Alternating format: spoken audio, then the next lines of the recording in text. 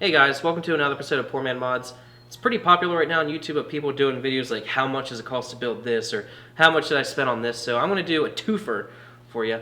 I'm going to tell you how much it costs roughly to do a 1J swap in a Mark III Supra, a basic bare bones swap, and then I'm going to tell you how much I have invested in the car the way it sits. So we'll start off with how much it costs to do a basic 1J swap in a Supra, and I'm going to give you the numbers that I spent. And keep in mind, I started with a pretty bare bones car. It didn't have an engine, didn't have a transmission. It was missing a lot of things, so I had to buy a lot of things. So mine is kind of like the worst case scenario of what you'll be looking at.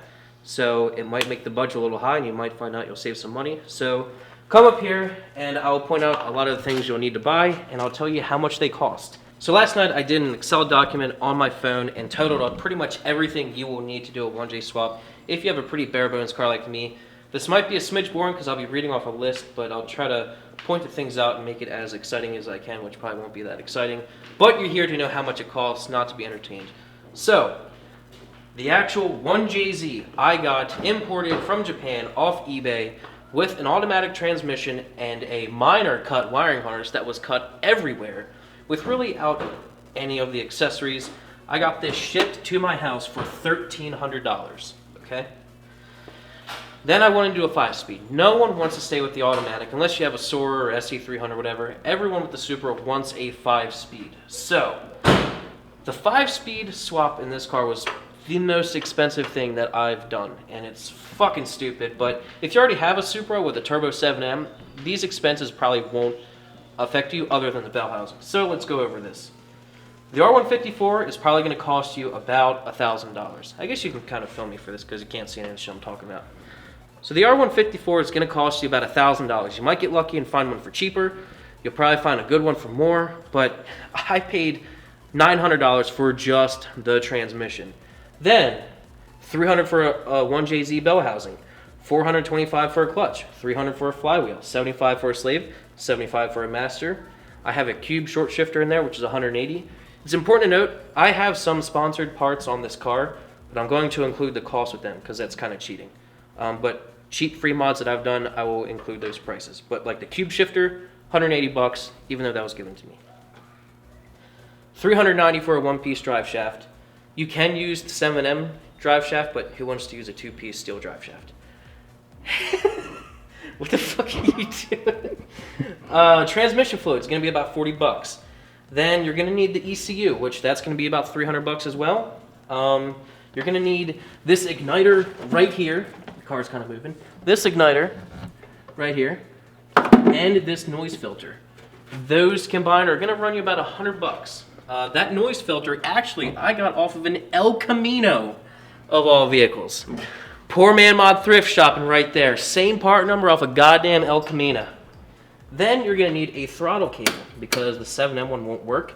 This throttle cable, I believe, is out of like a mid-90s Toyota Camry. Surprisingly enough. And then you're going to need a pressure power steering hose. Wherever that may be around here, you're going to get that, I believe, out of a mid-90s Maxima. Those two things are going to run you both about $40 each, I believe. And then the factory Super starter relays are a motherfucker and tend to blow up, so I opted to go with a heavy-duty Ferd fender-mounted starter relay, which that's going to be about $15 right there. Then you're probably going to want to upgrade the fuel pump, and even though the Supra fuel filter is a lifetime filter, just replace the motherfucker. You're in there when you're doing the pump. That'll set you back about another $100. While you're down at my dick. Well, actually, now that you're down at my dick, we'll go up here to the intercooler and piping. You will need an intercooler kit for this car, and I have an eBay kit on here, which is working just fine for me, and that is about $300 hairs with everything. I'm sorry, 200. Here's where it can get really expensive or really time-consuming. The wiring. If you get a cut harness like I did, which they're pretty much all going to be cut, you're either going to need to wire this into the body harness yourself, or you're going to need to buy like a chase bay or whatever kind of harness for this car. Those harnesses, the plug-and-play ones, going to be about $1,200. They're super expensive. Or if you do it yourself like me, you'll spend about $75 on tools, wiring, and stuff. I like the look on your face, Tony. How much time? Days, not even hours. It's days. What would you recommend as going through it? Huh? What would you recommend as you went through it? Would you tell people to do it themselves, or would you tell people that they should buy the harness? If your budget can afford the harness, definitely get the harness. You might have to speak up over the locomotive whistle outside. Yeah, if you can afford the harness, definitely get the harness. It's going to make your life so much easier and make it look nicer. I'm proud that I wired it myself, but if I had the bank, I totally would have just bought the harness. Okay. Oil pressure gauge. The 1JZ does not have an oil pressure gauge. It has a sensor. So if you want the oil pressure gauge in the Supra to work, it's going to cost about 15 bucks. You need a little extension adapter and the switch for the pressure gauge. I have a video on this. That'll cost you about 15 bucks. And when you get it, you really should do a timing belt and serpentine belt, oil and filter. That'll all run you like 150 bucks. You might need a map sensor. Mine did not come with a map sensor. That's going to be 100 bucks. Spark plugs is about 50. And you probably will need to relocate the battery because, as you can see right here, there's a blow-off valve, intercooler pipe, and a fuel pressure regulator right there where the battery should be. And a battery relocation kit will probably run you about 100 bucks. And then, depending on your setup, you might need to do some exhaust work to get the downpipe off the twins to hook up to the factory exhaust. Keep in mind, everything I listed is pretty much just a bare bones 1J swap, keeping the stock twins, pretty much stock power level in a Supra, but that's pretty much the worst case scenario if you're going to swap it into your car. And the grand total, roughly, to do that is $5,435 if you start out with a bare bones car like this. Now keep in mind, $2,000 of that roughly is just the R154 package.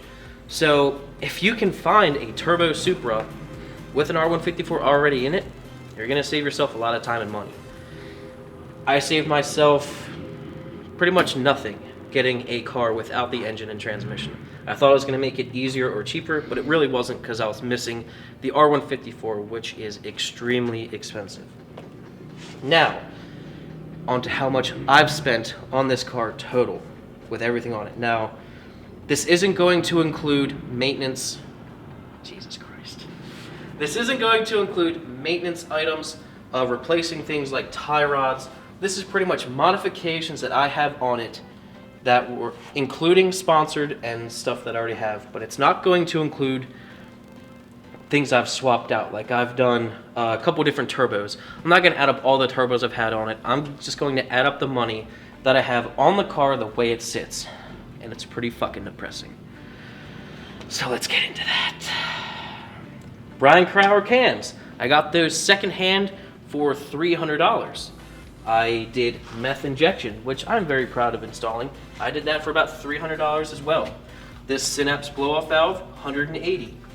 Tile wastegate on that awful manifold was $130. The turbo manifold was $180. This turbo right here, about $325. All the exhaust wrap on there, $60. Oil lines will run you about $100. The downpipe, Mark and I made for about 50 bucks. If you don't make your own, downpipes can be pretty expensive for these once you go single turbo.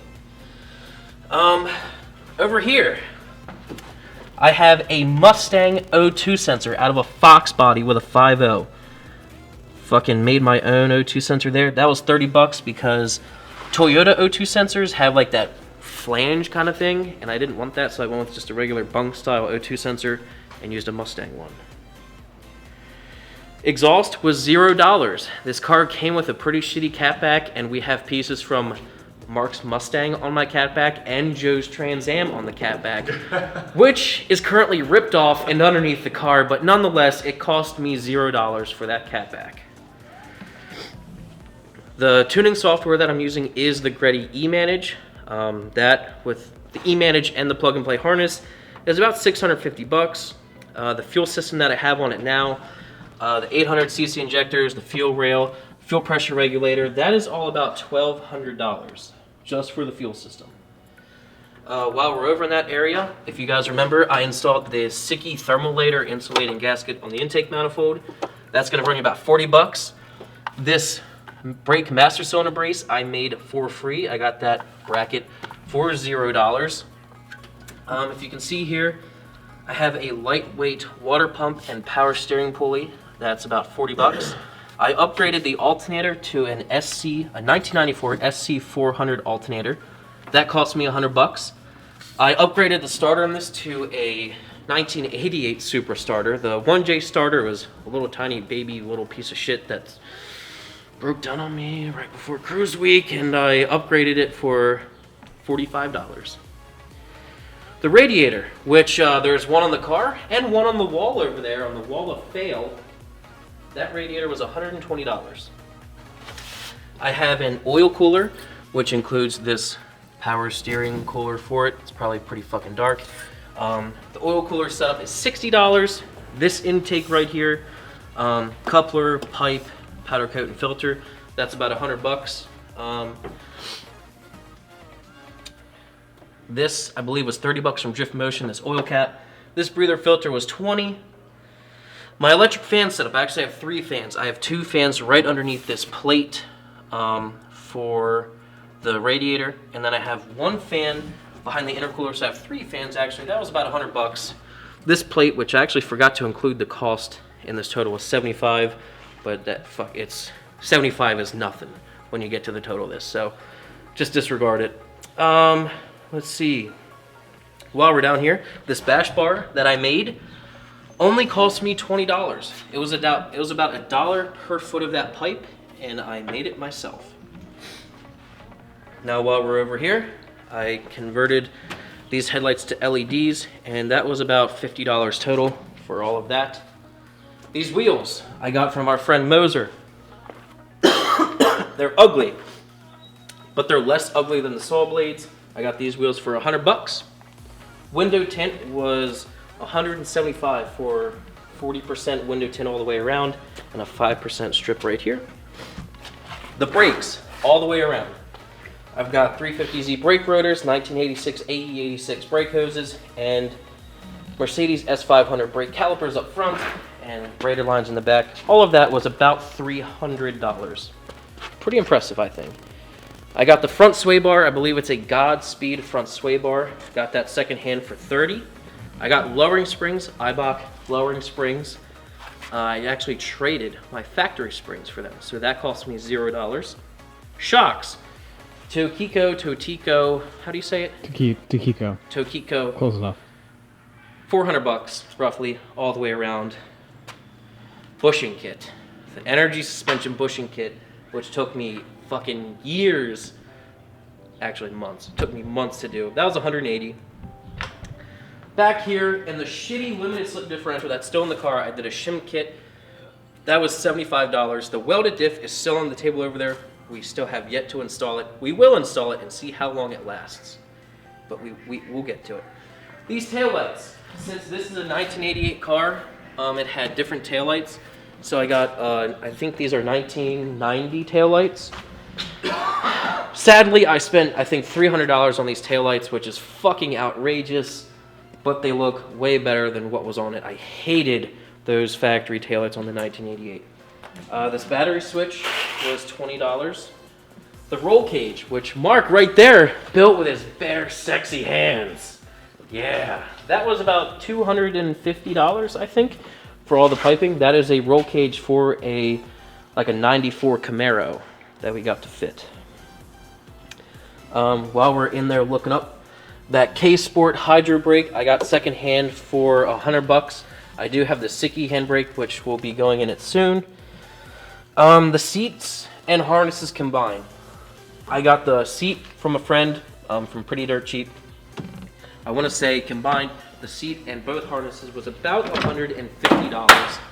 And while we're on the interior, the Herculiner all over the floor cost me $100, and the steering wheel setup was $250. And still, while we are in there, the gauges. So right here is the EGT sensor, wideband, and boost gauge. All of those combined were about $320. So You ready for this? You forgot the cube short shifter. No, that was included in the beginning. Okay. 180 bucks. Drive shaft. That was included. There could be some small things that I'm missing. You know, I'm not including tie rods or wheel studs really, or replacement parts, brake pads. You know, unexpected expenses. This is really modifications and upgrades. Because if you have a decent chassis, you know you won't be needing all that. So, on top of the basic 1J swap, all the shit that I just mentioned was $6,980, bringing a grand total in parts, just parts, to $12,415. The cost of the car was $500, bringing the grand total roughly cost of this project to $12,915, and I'm gonna go kill myself. Have you gotten $13,000 worth of enjoyment out of the car? No.